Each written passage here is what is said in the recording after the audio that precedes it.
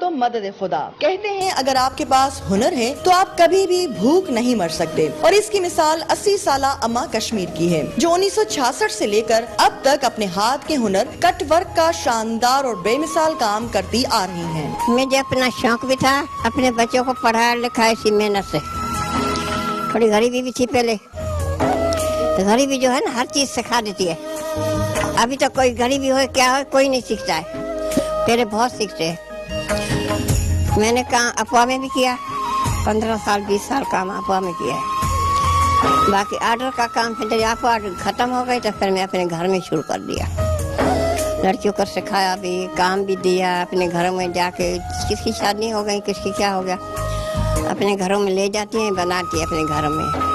وہ آتی ہے سیکھنے، 1 گھنٹہ 2 گھنٹہ سیکھ کے چلی جاتی ہے. بس یہ میرا ہے. بس اللہ کا لاکھ شکر ہے، ابھی تک تو چل رہے ہیں، آگے بھی اس پہ چلیں گے. میں نے اپنا کام بہت اچھا کیا ہے، آپ کے آگے پڑھا ہے.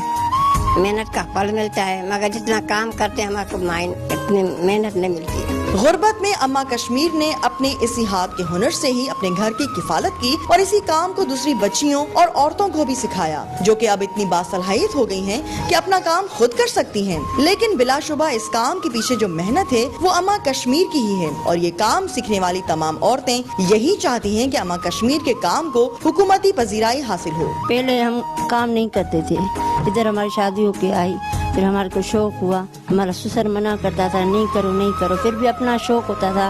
پھر ہم کوشن اٹھاتے تھے، وہ اس کو بولتے تھے ہمارے کو کاٹ کے دو تو ہم بنائیں، تو ہمارے کو کاٹ کے دیتی تھی. چھپ چھپ کے بناتے تھے، گھر والوں سے دیکھنے لگے، کہیں ڈانٹ نہ لیتے. پھر اس لیے ہم بناتے تھے، سیکھ گئے.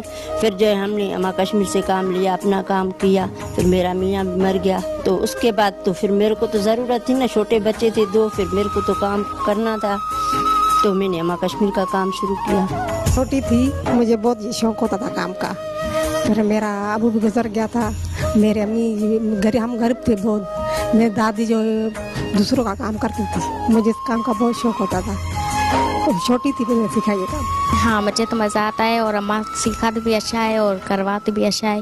میں بھی سیکھتی ہوں، مجھے بھی مزہ آتا ہے، اور میں کہتی ہوں تو کوئی اور بھی سیکھ لے اس کام کو. مجھے تو بہت مزہ آتا ہے. میں بھی چھوٹی تھی سیکھ گئی تھی، ابھی بھی سیکھتی ہوں، اسکول بھی جاتی ہوں اور سیکھتی بھی ہوں. اماں نے اچھا کام ہمیں سکھایا ہے. اماں کو کچھ ملا نہیں ہے، حکومت نے کچھ دیا نہیں ہے اماں کو. اماں کا کوئی بھروسہ نہیں ہے کام کا، اور اماں کو کسی کا حق کسی نے نہیں دیا ہے کام کرنے کا. ہم کو اماں نے بہت محنت سکھائی ہے. اما کشمیر نے کافی کام کیا ہے، ہم نے اس سے ہی سیکھا ہے بچپن سے لے کے آج تک. مگر یہ دکھ ہوتا ہے حکومت نے کوئی تعاون نہیں کیا ہے. کرنا چاہیے حکومت کو تعاون. اما کشمیر کا کام اچھا ہے، جیسے جو بھی آتا ہے اس کے کام کو بہت صلاحیت دیتا ہے.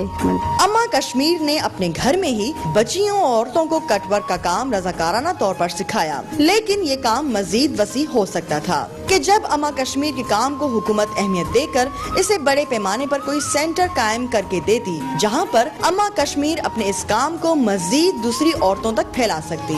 اتنے پیسے کہاں سے آئے سینٹر کیا سے؟ کرایہ آج کل کتنا ہے، کرایہ جگہ چاہیے، کرایہ چاہیے. یہ بہتر تو میں اپنے گھر میں سکھا دیتی، وہ اچھا ہے نا. ابھی مجھے بہت کسی نے بولا آپ کو سینٹر کھولا کھول کے دیتے، فائدہ میرا تو نہیں تھا نا، دوسروں کا تھا نا. میں اپنے گھر میں ہی کرتی ہوں کام. حکومت پہلے کیا ہے تو ابھی کرے گی. مجھے یہ بتاؤ آج تک کسی بچے کو نوکری نہیں ملی، بے روزگار خان کی نوکری ہے، اس میں کیا گزارا ہوتا ہے آج کل؟ 5-6-7 ہزار میں ہوتا ہے گزارا؟ کچھ بھی نہیں ہوتا ہے.